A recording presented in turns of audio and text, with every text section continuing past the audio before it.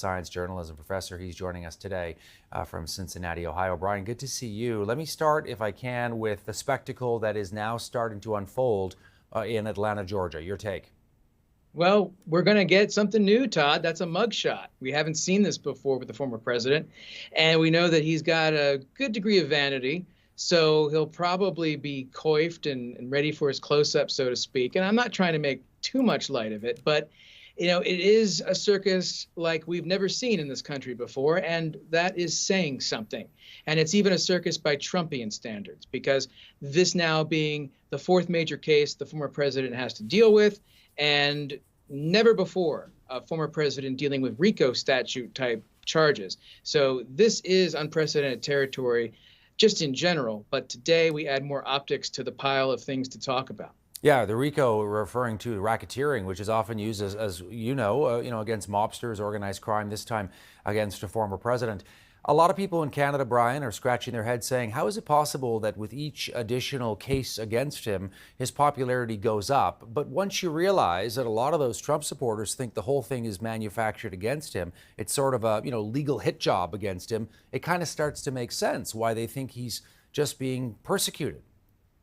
Well, it certainly does. And those would be those so-called MAGA, Make America Great Again Republicans in the Republican Party.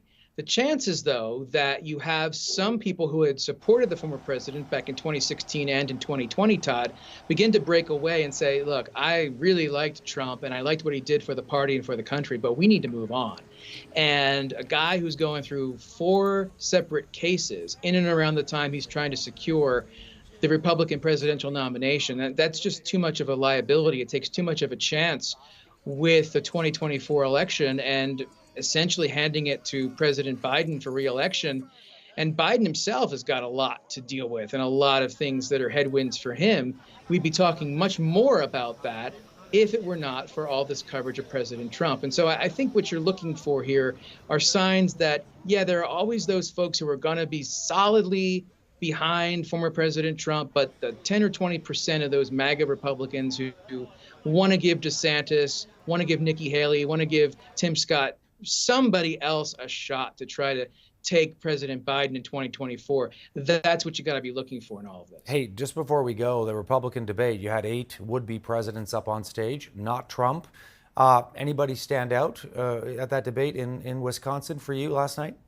Yeah, I think Nikki Haley had a great night. Now, whether or not she can parlay that into momentum and better fundraising and better polling numbers, we have to wait and see. But I think overall, she probably had the best performance, and she's going to be generating the most buzz going forward. She had a great message, good discipline, good presence, everything you want in a debate like that. Hey, Brian, it's always good to see you. Appreciate you taking the time for your friends up here in Canada once again today. My pleasure. Miss talking to you, Todd. Take care. Brian Calfano there in Cincinnati, Ohio.